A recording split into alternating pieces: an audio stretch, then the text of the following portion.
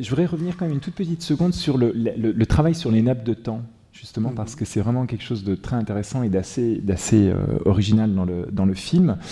Cette capacité à donner l'impression que les temporalités dans son discours, parce que c'est un film d'une sorte de flux de conscience de cette femme dont le passé revient comme ça et qui accède à la parole en quelque sorte, on a l'impression que le temps est toujours flottant. On ne sait pas très bien comment le situer, on s'y perd un peu. Il y a cette femme à côté qui sombre dans la folie elle-même.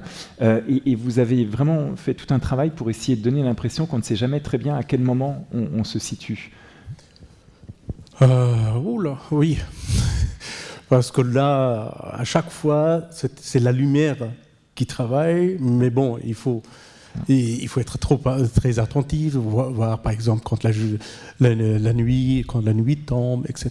En gros, c'est avec Thierry, on a dit, écoute, le film, en soi, cette histoire, ça se passe du début jusqu'à la fin, durant une semaine.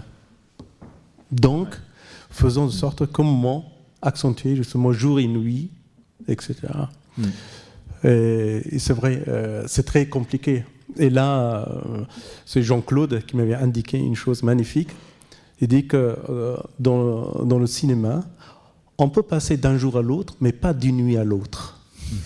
C'est un des grands mystères que j'en parlais avec Vajda. Une fois, il m'a dit, oui, en effet, j'ai constaté ça après 20 ans de travail. Nous pouvons avoir une scène qui se filme ici 2 jours, coupée et passée à une autre journée ailleurs, 3 mois plus tard, mais pas d'une nuit à une autre nuit. Oui, tout à fait. Et nous n'avons jamais pu savoir pourquoi.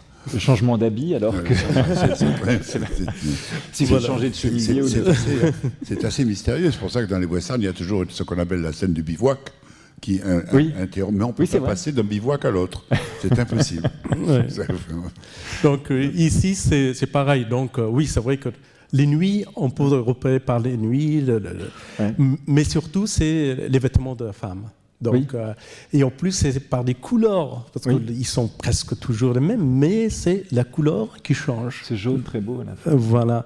Ouais. Donc ça, c'est une sorte de la temporalité. On s'est demandé au début aussi combien de temps la pierre peut résister. Ouais.